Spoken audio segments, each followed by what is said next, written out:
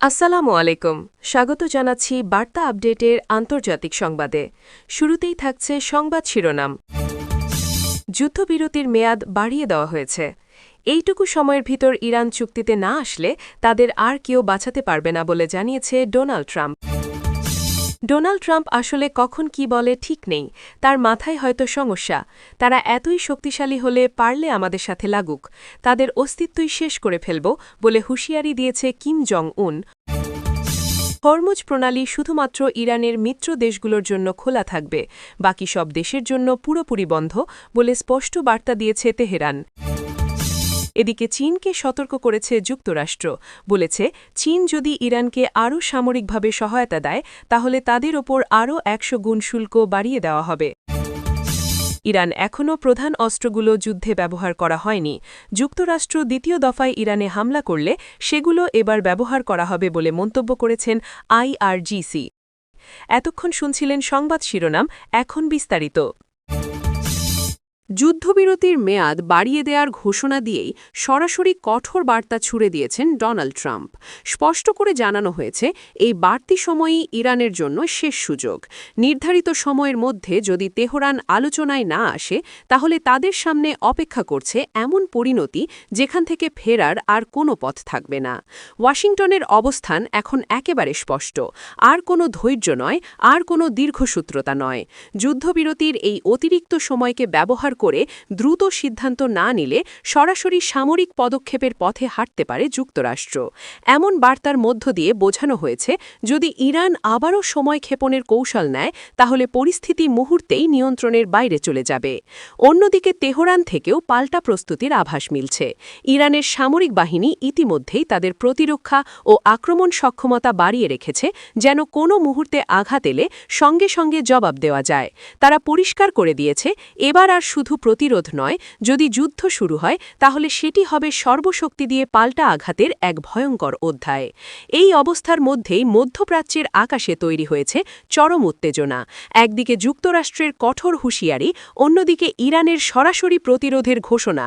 সবকিছু মিলিয়ে পরিস্থিতি এমন জায়গায় পৌঁছেছে যেখানে একটি ভুল সিদ্ধান্তই পুরো অঞ্চলে বড় ধরনের সংঘাত ডেকে আনতে পারে। এদিকে কূটনৈতিক চাপও বেড়ে চলেছে দ্রুতগতিতে। বিভিন্ন দিক থেকে ইরানকে আলোচনায় ফেরানোর চেষ্টা করা হলেও তেহরান এখনও তাদের অবস্থান থেকে এক চুলও নড়েনি, বরং তারা বারবার ইঙ্গিত দিচ্ছে চাপ দিয়ে কোনো চুক্তি চাপিয়ে দেওয়ার চেষ্টা করলে তার জবাবও হবে কঠোর। সব মিলিয়ে এখন পুরো বিশ্ব তাকিয়ে আছে এই বাড়তি সময়ের দিকে।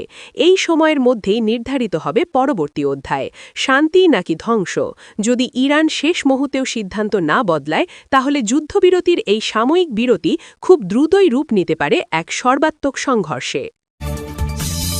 ডোনাল্ড ট্রাম্পের সাম্প্রতিক বক্তব্য নিয়ে সরাসরি কড়া প্রতিক্রিয়া দিয়েছেন কিম জং উন। তিনি স্পষ্ট ভাষায় বলেছেন, ডোনাল্ড ট্রাম্প আসলে কখন কি বলে তা ঠিক নেই, তার কথাবার্তায় কোনো স্থিরতা নেই।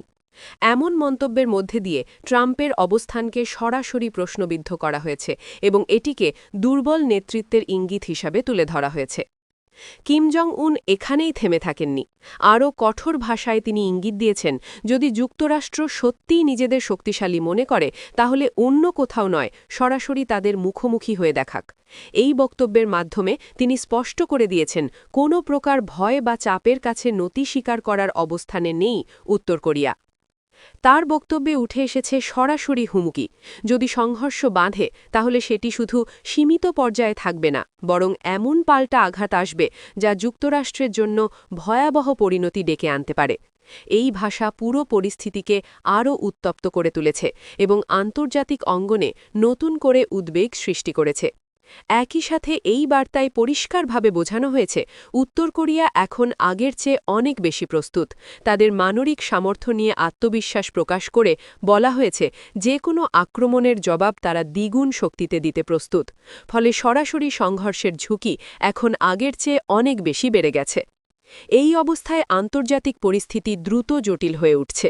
একদিকে যুক্তরাষ্ট্রের কঠোর অবস্থান, অন্যদিকে উত্তর কোরিয়ার সরাসরি চ্যালেঞ্জ। দুই পক্ষের এই মুখোমুখি অবস্থান পুরো বিশ্বকে এক অনিশ্চিত পরিস্থিতির দিকে ঠেলে দিচ্ছে। সামান্য উত্তেজনাও বড় সংঘর্ষে রূপ নিতে পারে এমন আশঙ্কা তৈরি হয়েছে। সব মিলিয়ে পরিস্থিতি এখন এমন জায়গায় দাঁড়িয়েছে যেখানে কথার লড়াই যে কোনো সময় বাস্তব সংঘর্ষে রূপ নিতে পারে। কিম জং উনের হুঁশিয়ারি স্পষ্ট করে দিয়েছে, চাপ বা হুমকিতে তারা পিছিয়ে আসবে না, বরং প্রয়োজনে এমন জবাব দেবে যা প্রতিপক্ষের অস্তিত্বকেই প্রশ্নের মুখে ফেলে দেবে। হরমুজ প্রণালীকে কেন্দ্র করে সরাসরি কড়া অবস্থান ঘোষণা করেছে তেহরান। স্পষ্ট করে জানিয়ে দেওয়া হয়েছে, এই গুরুত্বপূর্ণ জলপথ এখন থেকে শুধুমাত্র ইরানের মিত্র দেশগুলোর জন্যই খোলা থাকবে। বাকি সব দেশের জন্য হরমুজ প্রণালী পুরোপুরি বন্ধ করে দেওয়ার সিদ্ধান্ত কার্যকর করা হবে বলে জানানো হয়েছে। এই ঘোষণার মধ্য দিয়ে ইরান আসলে একটি বড় কৌশলগত চাপ তৈরি করতে চাইছে, কারণ হরমুজ প্রণালী বিশ্ব জ্বালানি সরবরাহের অন্যতম গুরুত্বপূর্ণ পথ, যেখানে প্রতিদিন বিপুল পরিমাণ তেলবাহী জাহাজ চলাচল করে। এই পথ বন্ধ হয়ে গেলে শুধু আঞ্চলিক নয়, বৈশ্বিক অর্থনীতিতেও বড় ধরনের ধাক্কা লাগার আশঙ্কা তৈরি হয়েছে। তেহরান থেকে আরও জানানো হয়েছে, যারা তাদের পাশে থাকবে এবং ইরানের অবস্থানকে সমর্থন করবে, শুধুমাত্র তারাই এই পথ ব্যবহার করতে পারবে। এর বাইরে থাকা দেশগুলোর জন্য কোনো ধরনের ছাড় বা ব্যতিক্রম রাখা হবে না। এই সিদ্ধান্তের মাধ্যমে এক ধরনের অর্থনৈতিক ও সামরিক চাপ একসাথে তৈরি করা হচ্ছে।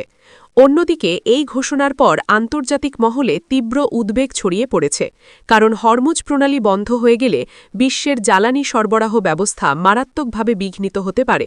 বিশেষ করে তেল নির্ভর দেশগুলো বড় সংকটে পড়তে পারে, যার প্রভাব পড়বে বিশ্ববাজারেও। এদিকে পরিস্থিতি ঘিরে সামরিক উত্তেজনাও বাড়ছে দ্রুত। এই ধরনের পদক্ষেপকে অনেকেই সরাসরি সংঘাতের দিকে এগিয়ে যাওয়ার ইঙ্গিত হিসেবে দেখছে।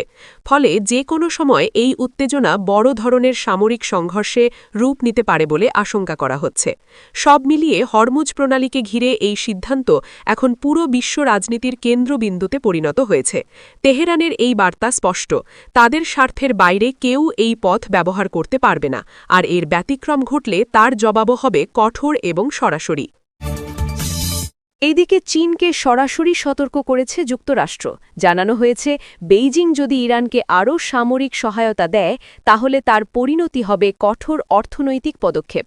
বিশেষ করে নতুন করে শুল্ক আরোপের হুঁশিয়ারি দিয়ে বলা হয়েছে, প্রয়োজনে সেই শুল্ক বর্তমানের তুলনায় 100 গুণ পর্যন্ত বাড়িয়ে দেওয়া হতে পারে। ওয়াশিংটনের এই বার্তায় স্পষ্ট করে বোঝানো হয়েছে, ইরানকে ঘিরে কোনো ধরনের সামরিক সহযোগিতা তারা কোনোভাবেই মেনে নেবে না। যুক্তরাষ্ট্র মনে করছে, চীনের এমন পদক্ষেপ মধ্যপ্রাচ্যের উত্তেজনাকে আরও বাড়িয়ে দিতে পারে এবং সরাসরি তাদের কৌশলগত স্বার্থের বিরুদ্ধে যাবে। এই হুঁশিয়ারির মাধ্যমে মূলত অর্থনৈতিক চাপকে অস্ত্র হিসেবে ব্যবহার করতে চাইছে যুক্তরাষ্ট্র, কারণ সরাসরি সামরিক সংঘর্ষে না গিয়েও বাণিজ্যিক নিষেধাজ্ঞা ও শুল্ক বাড়িয়ে প্রতিপক্ষকে চাপে ফেলার কৌশল আগেও ব্যবহার করেছে ওয়াশিংটন, এবং এবারও সেই একই পথেই এগোতে চাইছে। অন্যদিকে চীনের জন্যও বিষয়টি এখন বড় ধরনের চ্যালেঞ্জ হয়ে দাঁড়িয়েছে। একদিকে তাদের ইরানের সঙ্গে কৌশলগত সম্পর্ক, অন্যদিকে যুক্তরাষ্ট্রের কঠোর অর্থনৈতিক হুমকি। এই দুইয়ের মধ্যে ভারসাম্য রক্ষা করা সহজ হবে না। ফলে বেইজিংয়ের পরবর্তী পদক্ষেপ এখন পুরো পরিস্থিতির জন্য গুরুত্বপূর্ণ হয়ে উঠেছে। এই অবস্থার মধ্যে আন্তর্জাতিক বাণিজ্য ও রাজনীতির ওপর নতুন করে চাপ তৈরি হয়েছে। যদি সত্যিই শুল্ক বাড়ানো হয়, তাহলে তার প্রভাব শুধু দুই দেশের মধ্যে সীমাবদ্ধ থাকবে না, বরং বৈশ্বিক বাজারেও বড় ধরনের অস্থিরতা দেখা দিতে পারে। সব মিলিয়ে পরিস্থিতি এখন এমন জায়গায় পৌঁছেছে, যেখানে সামরিক উত্তেজনার পাশাপাশি অর্থনৈতিক যুদ্ধ সমান তালে এগিয়ে যাচ্ছে। যুক্তরাষ্ট্রের এই বার্তা স্পষ্ট করে দিয়েছে, ইরানকে ঘিরে কোনো পক্ষ নিলে তার মূল্য চীনকে বড় আকারেই দিতে হবে। ইরান এখনও তাদের সবচেয়ে শক্তিশালী অস্ত্রগুলো যুদ্ধে ব্যবহার করেনি, এমনটাই স্পষ্ট বার্তা দিয়েছে ইসলামিক রেভলিউশনারি গার্ড কোর। জানানো হয়েছে, এখন পর্যন্ত যে হামলা হয়েছে তা ছিল সীমিত পর্যায়ের, কিন্তু মূল শক্তি এখনও সংরক্ষিত রাখা হয়েছে। এই মন্তব্যের মাধ্যমে বোঝানো হয়েছে, প্রয়োজনে পরিস্থিতি আরও ভয়ঙ্কর দিকে নিয়ে যাওয়ার সক্ষমতা তাদের হাতে রয়েছে। আইআরজিসি সরাসরি হুঁশিয়ারি দিয়ে বলেছে, যুক্তরাষ্ট্র যদি দ্বিতীয় দফায় ইরানে হামলা চালায়, তাহলে এবার আর কোনো সংযম দেখানো হবে না। তখন এমন সব অস্ত্র ব্যবহার করা হবে যেগুলো এখনও পর্যন্ত প্রকাশ্যে আনা হয়নি বা যুদ্ধে ব্যবহৃত হয়নি। এর মাধ্যমে এক ধরনের মনস্তাত্ত্বিক চাপ তৈরি করা হচ্ছে, যাতে প্রতিপক্ষ আগেই সতর্ক হয়ে যায়। এই বক্তব্যের মধ্য দিয়ে স্পষ্ট করা হয়েছে, ইরান নিজেদের সামরিক শক্তি পুরোপুরি ব্যবহার করতে এখনও প্রস্তুত হয়নি, কিন্তু প্রয়োজনে মুহূর্তেই সেই অবস্থায় যেতে পারে। ফলে সংঘাত যদি আবার শুরু হয়, তাহলে সেটি আগের যে কোনো সময়ের চেয়ে অনেক বেশি তীব্র এবং ধ্বংসাত্মক হতে পারে। এদিকে এই ঘোষণার পর আন্তর্জাতিক অঙ্গনে নতুন করে উদ্বেগ তৈরি হয়েছে, কারণ অজানা ও অপ্রকাশিত অস্ত্র ব্যবহারের হুমকি মানে সংঘর্ষের মাত্রা হঠাৎ করেই বেড়ে যেতে পারে, যা নিয়ন্ত্রণ করা কঠিন হয়ে পড়বে। ফলে কূটনৈতিক সমাধানের পথ আরও সংকুচিত হয়ে যাচ্ছে। একই সঙ্গে এটি পরিষ্কার করে দেয়া হয়েছে, ইরান কোনো অবস্থাতেই একতরফা চাপ মেনে নেবে না। তাদের অবস্থান হল আক্রমণ এলে জবাব হবে আরও শক্তিশালী, আরও কঠোর এবং সরাসরি। এই বার্তা দিয়ে তারা প্রতিপক্ষকে স্পষ্ট সংকেত দিয়েছে যে যুদ্ধের ঝুঁকি এখন অনেক বেশি বেড়ে গেছে। সব মিলিয়ে পরিস্থিতি এখন চরম অনিশ্চয়তার মধ্যে রয়েছে। আইআরজিসির এই মন্তব্যে বোঝা যাচ্ছে, দ্বিতীয় দফায় সংঘর্ষ শুরু হলে তা আর সীমিত থাকবে না, বরং এমন এক পর্যায়ে পৌঁছাবে যেখানে দুই পক্ষই সর্বোচ্চ শক্তি প্রয়োগে পিছপা হবে না।